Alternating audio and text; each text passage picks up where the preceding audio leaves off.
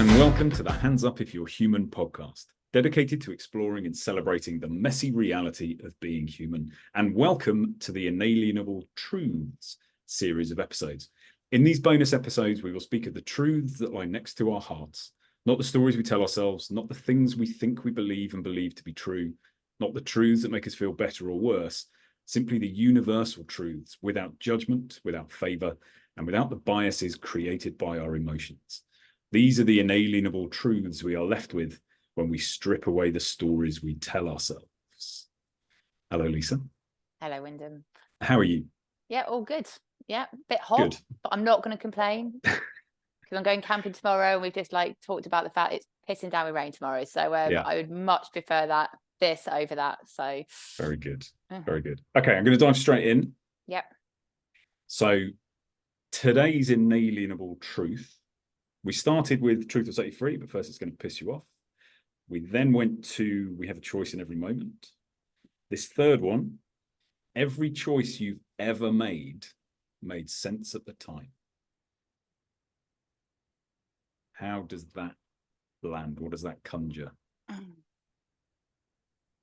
Like ownership is the first thing that I think of. Interesting. Go on.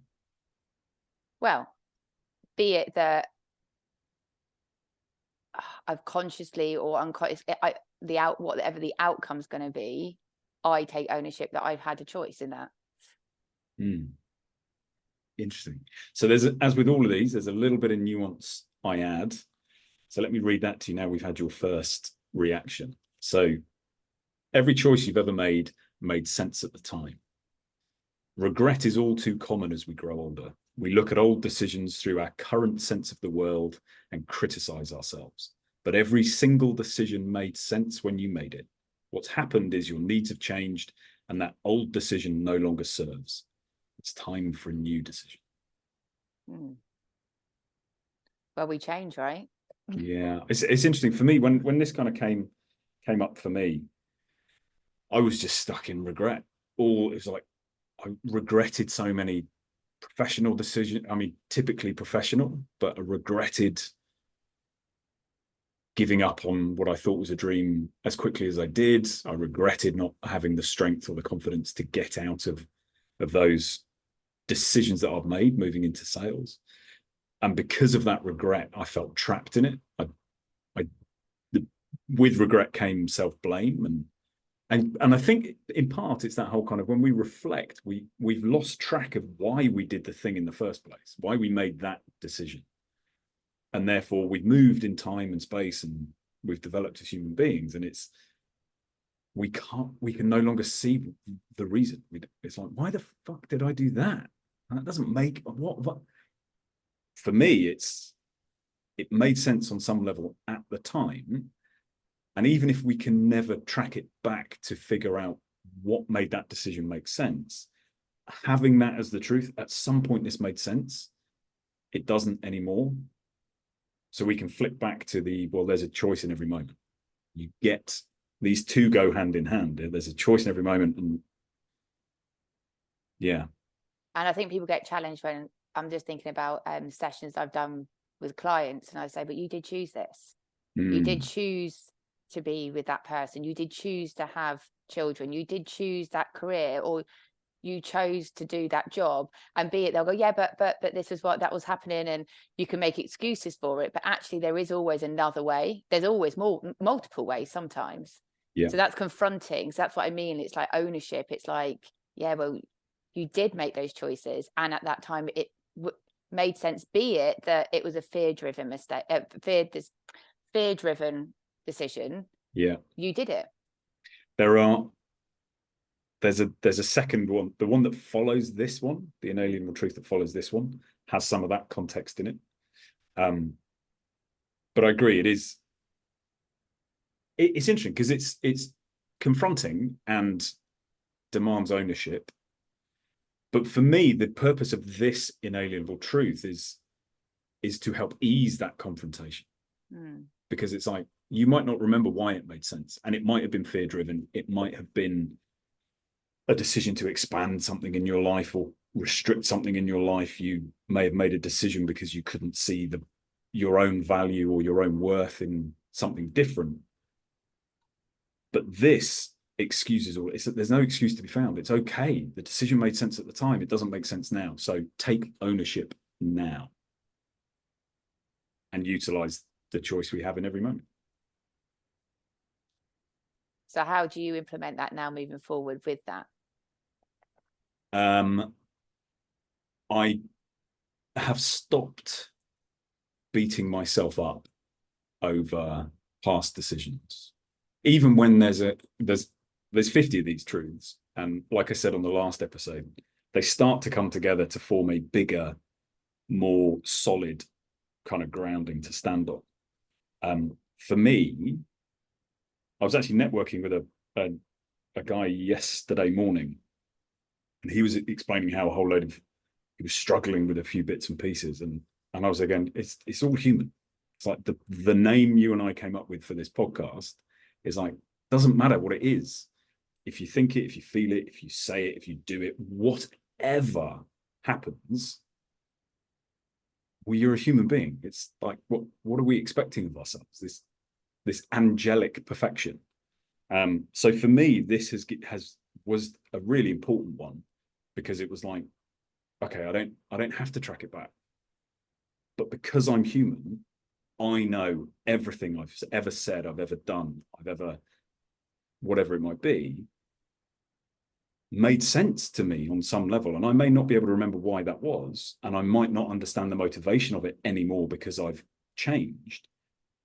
But I don't have to beat myself up over it, because at some level it made sense. Okay, what am I going to do now? Because if I'm living with decisions that no longer serve me and I regret, then I have a choice. So what do I do now?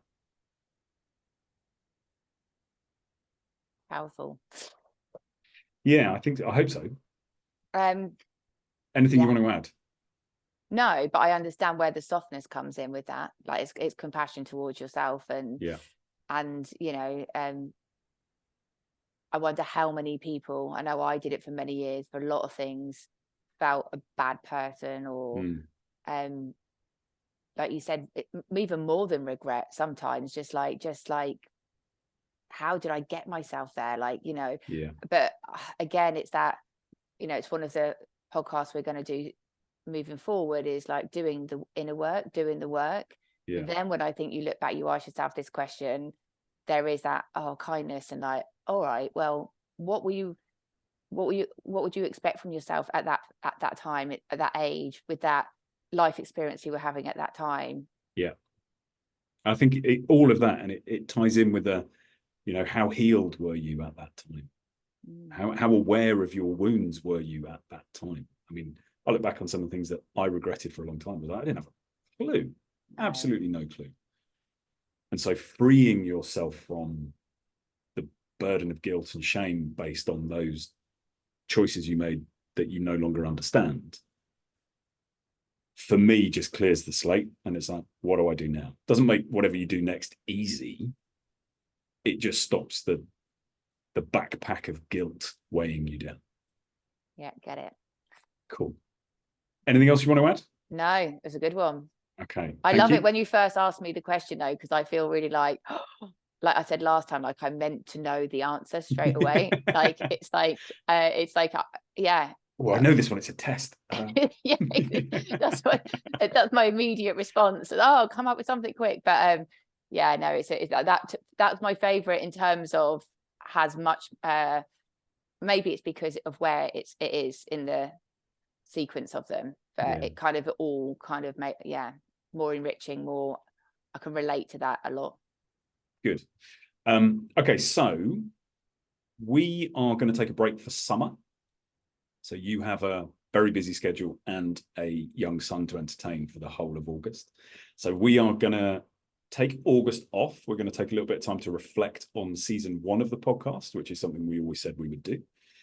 We'd be really interested in any feedback, what has worked, what would people like instead, or as well as any kind of feedback. We are genuinely keen to reflect on what we've done so far, build something better, when we come back in September. So the intention is to come back first Tuesday of September.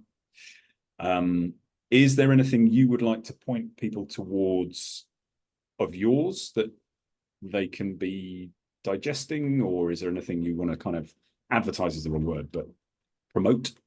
No, not really. But you know, if you've related in any way to anything I've said, or you feel that I could be of any support, you're very aware of what I do. You know, I'm a coach, I'm a yoga teacher, I do retreats, I've got quite a varied schedule. So if you feel at any point that, you know, maybe I'm a person that could be of value to you in any way, then yeah, you can get me through my website or Instagram or Facebook. I'm still old school, so I still have Facebook.